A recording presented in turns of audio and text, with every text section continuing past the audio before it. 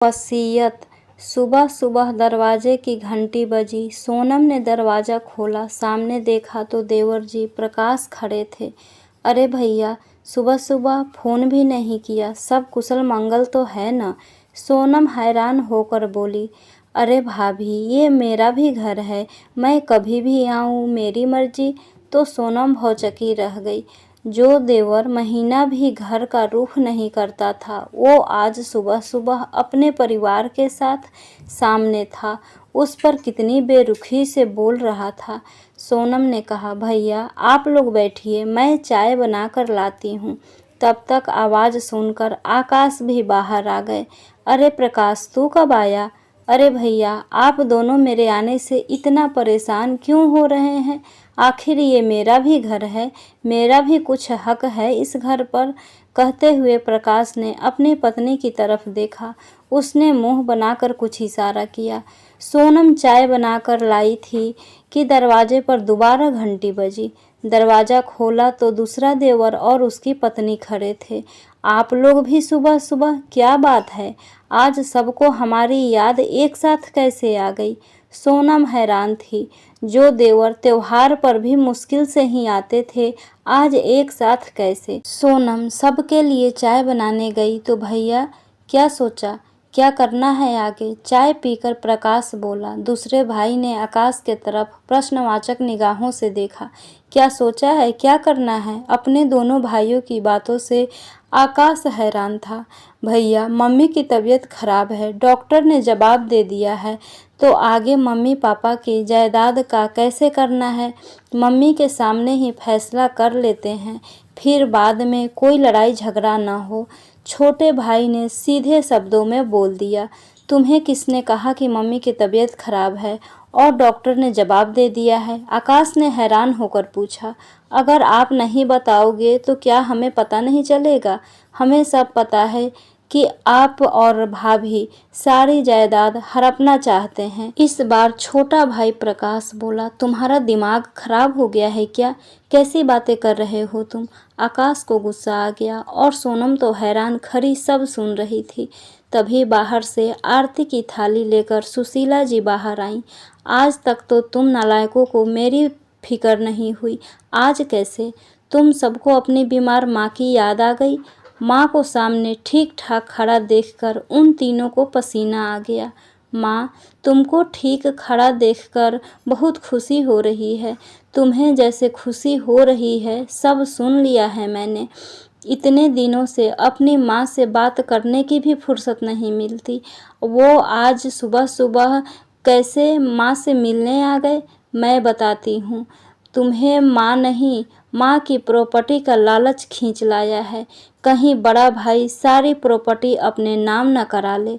सुशीला जी के इतना बोलते ही आकाश और सोनम के पसीने छूट गए कि कहीं माँ को हमारे प्लानिंग के बारे में पता तो नहीं चल गया। पर माँ, कल चाचा जी ने तो हमें फ़ोन करके बताया था कि तुम्हारी माँ की तबीयत बहुत ज़्यादा खराब है और डॉक्टर ने जवाब दे दिया है, प्रकाश बोला। प्रकाश की बात सुनकर सुशीला जी मुस्कुराने लगी तो प्रिया बोली, वो परसों हम मम्मी को रूटीन चेकअप के लिए डॉक्टर के पास ले गए थे। डॉक्टर ने कुछ टेस्ट लिखे थे। बाथरूम से निकलते वक्त मम्मी जी का पैर फिसल गया था और वो गिरते गिरते बची। मैं उन्हें वहीं बैठाकर दवाई लेने चली गई थी, तो इसी बीच चाचा जी भी डॉक्टर को दिखाने वहाँ आए थे। मम्मी को ठीक से चला नहीं जा रहा था, लगता है इसलिए उन्होंने ऐसा समझ लिया होगा और यह अफवाह उड़ा दी कि मम्मी जी बहुत बीमार है।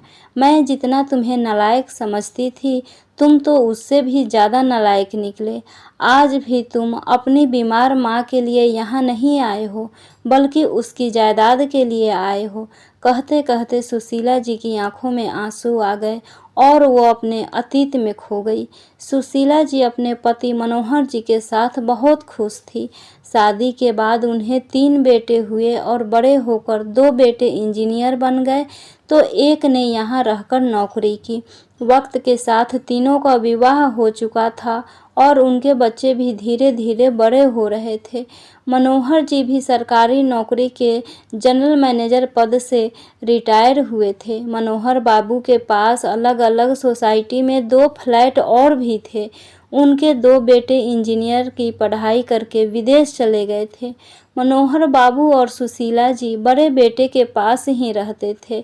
अपने सुखी परिवार में वो पोते पोतियों को भी उपहार में कुछ न कुछ देते ही रहते थे। मनोहर जी को एक दिन अचानक हुए सर दर्द के कारण टेस्ट कराने से पता चला कि उन्हें ब्रेन ट्यूमर हो गया है और जल्दी उनका ऑपरेशन करवाना पड़ा। उसके बाद तो उन्होंने बिस्तर ही पकड़ लिया। उनका हाल चाल पूछने के लिए लोग आते थे तो बड़ी बहू सोनम को चाय बनाने में भी मुश्किल होने लगी थी। मनोहर जी के लिए फुल टाइम अटेंडेंट रख दिया गया था। पिता की खबर सुनकर दोनों बेटे आधा घंटा के लिए आए और वापस लौट गए। दोनों ने अपनी मजबूरी का बहाना बनाते हुए अपने पिता के पास यहाँ रुकने से मना कर दिया था। मनोहर जी के तो बिस्तर पकड़ते सब दिनचर्या ही बदल गए थे। सोनम को अब वो बोझ लगने लगे थे। उनके लिए परहेज वाला खाना बनाना भी सोनम को अब मुश्किल लगने लगा। मनोहर जी अब तो बाहर भी नहीं निकल पाते थे। केवल सुशीला जी और अटेंडेंट ही उनके पास रहते थे। जैसे जैसे बहू और बेटे ने दोनों के काम से अपना पल्ला झाड़ा, वैसे वैसे मजबूत होकर सुशीला जी अपना और मनोहर जी का काम खुद संभालती गई।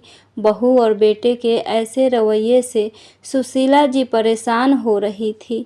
इलाज का तो बैंक वालों ने संभाल लिया था, लेकिन दवाई इत्यादि मंगवाने के लिए अब भी वो पूर्णतः बच्चों पर ही निर्भर थे। उसमें भी बेटा बहू ना नुकुर करते रहते। अपने बेटे बहू के रवैया से मनोहर जी की तबीयत ज़्यादा खराब होती जा रही थी। समझाते समझाते सुशीला जी थक गई थी, लेकिन उनका मन मानता ही नहीं था। और एक दिन वो इस भरी दुनिया में सुशीला जी को छोड़कर चले गए। दोनों बेटे आए और अपने पिता के कार्यक्रम संपूर्ण होते ही वापस लौट गए। एक बार फिर सुशीला जी बड़े बेटे आकाश के पास ही रह रही थी, लेकिन एक बेबस बेसहारा औरत का अकेले रहना कितना मुश्किल होता है ये तो हम सबको पता ही है। बहू भी हमेशा ताना मारती। अपने पति के जाने के बाद जो मनोहर जी ने रिटायरमेंट के बाद दुकान खरीदी थी, उस पर सुशीला जी बैठने लगी थी। उनसे जितने भी पैसे आते अपने बेटे को दे देती। एक दिन पता चला कि उनके बेटे की नौकरी चली गई है, तो उस पे तरस खाकर सुशीला जी उसे अपनी दुकान दे दी थी, यह कहकर कि बेटा मेरी तो अब उम्र हो गई है, मुझसे अब दुकान संभाली नहीं जाती। और सुशीला जी घर में रहकर बहू के साथ साथ हाथ बटाती। बेटे का काम फिर से चल पड़ा तो एक दिन सुशीला जी अपने बेटे से बोली, मैं चारों धाम की यात्रा पर जाना चाहती हूँ। उनकी इच्छा जब बहू को पता चली तो सोनम भड़क गई। चारों धाम की यात्रा में पता भी है कितना खर्चा होता है, हम तो कहीं बाहर घूमने भी नहीं जाते और आप अपनी माँ को यात्रा पर भेजेंगे। किसी को कहीं जाने की ज़रूरत नहीं है। दरअसल सोनम छुट्टियों में विदेश जाना चाहती थी और वहां जाना काफ़ी महंगा पड़ रहा था, इसलिए आकाश ने मना कर दिया था और फिर वह गुस्से में कहीं नहीं गई।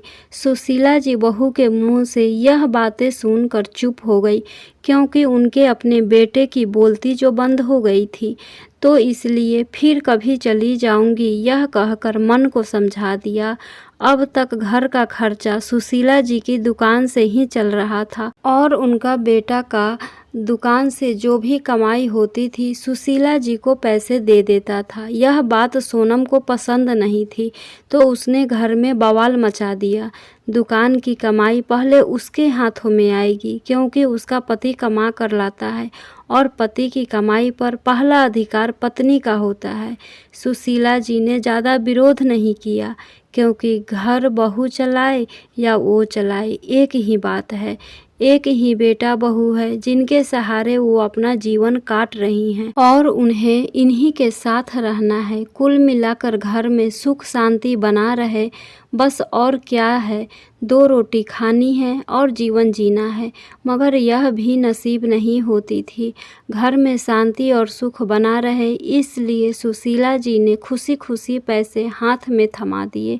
आखिर मुझे अब करना भी क्या है। 2 रोटी खानी है और जीवन जीना है, मगर यह 2 रोटी भी शांति से नसीब नहीं होती थी। ऐसा लगता था कि उनके घर में रहना ही बहू को खटकता है। वह बात बात पर उनका अपमान करती थी और आकाश चुप्पी साधे रहता था। जैसे तैसे सुशीला जी उनके साथ में रह रही थी। एक दिन वो बाथरूम से फिसल गई थी। मुश्किल से बहू उनका चेकअप करवा कर लाई थी और उनके पैर में हल्की सी चोट आ गई थी। उनसे ढंग से चला भी नहीं जा रहा था और ना ही घर के कामों में हाथ बटा पा रही थी। वो रोज़ मंदिर जाती थी और भगवान की शरण में घंटों वक्त बिताती थी, लेकिन पैर की वजह से 2-4 दिनों से वो मंदिर भी नहीं गई थी। अपने घर में ही बैठी रहती थी। तो सोनम बड़बड़ाती रहती थी कि अपनी मनहूस सूरत लेकर घर में बैठी रहती है। इससे अच्छा तो यही था कि वो रोज़ मंदिर चली जाती थी। मैं भी चैन की सांस लेती थी, बच्चों को भी अच्छा खाने को देती थी। अब तो उनकी नज़रें खाने पर ही गड़ी रहती है। सुशीला जी की आंखों में आंसू आ गई। एक दिन सुशीला जी रात में पानी लेने रसोई में जा रही थी।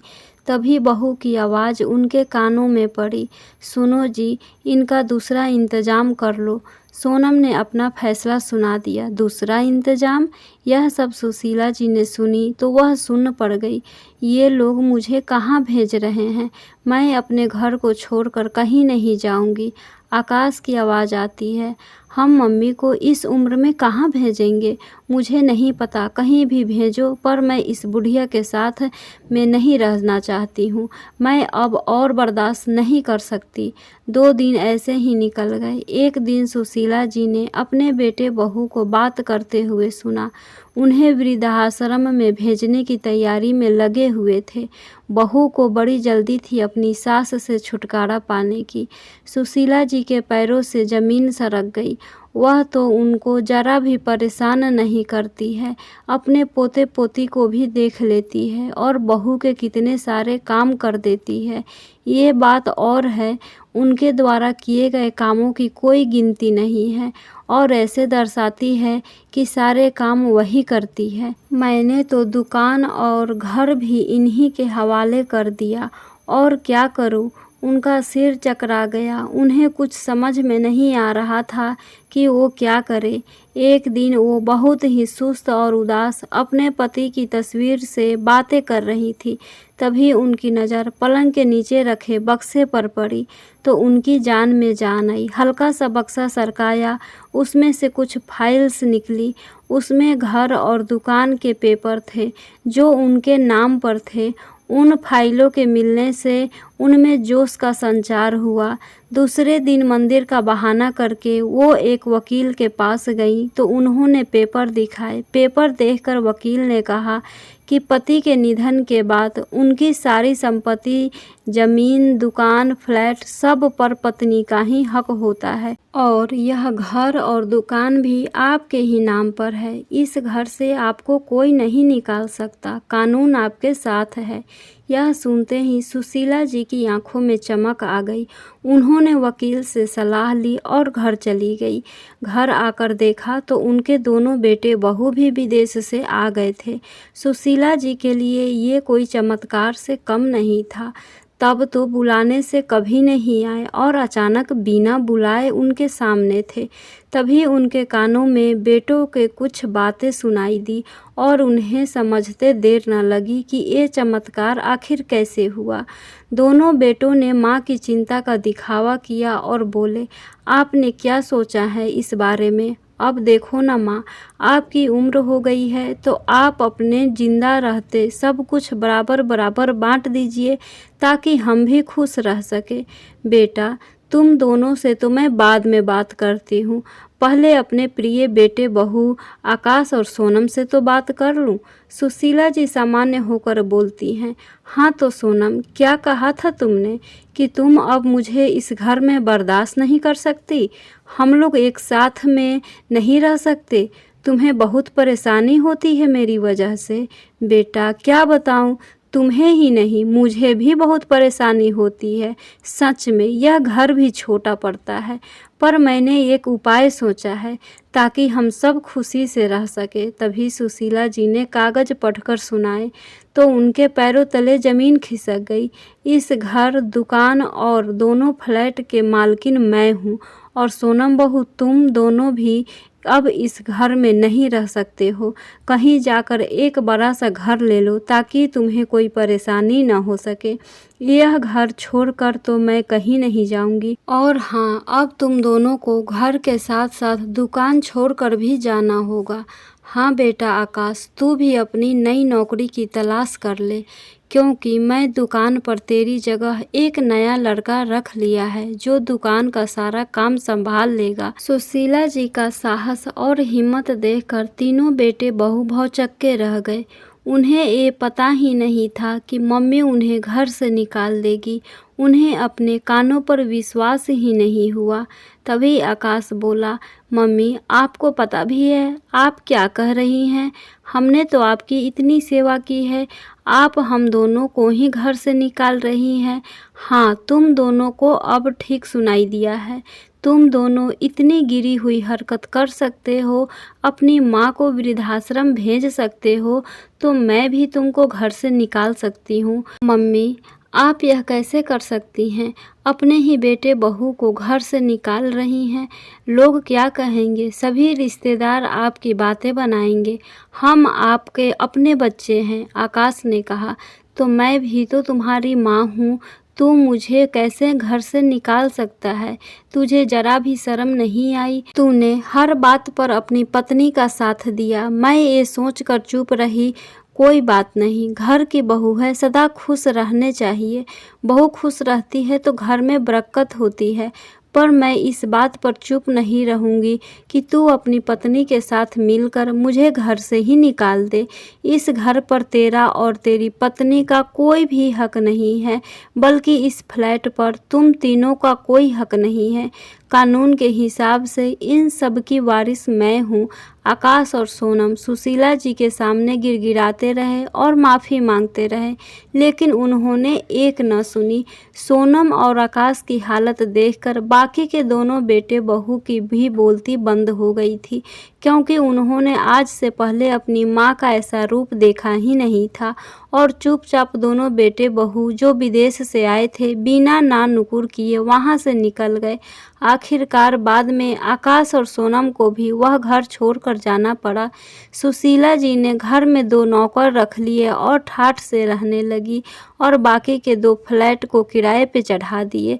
अब सुशीला जी बेटों के सहारे के बिना सुकून भरी ज़िंदगी जी रही थी और अपनी ज़िंदगी में बहुत खुश थी। फ्रेंड्स, आशा करती हूँ ये कहानी आपको ज़रूर पसंद आई होगी। प्लीज़ लाइक, सब्सक्राइब और शेयर करना ना भूलें।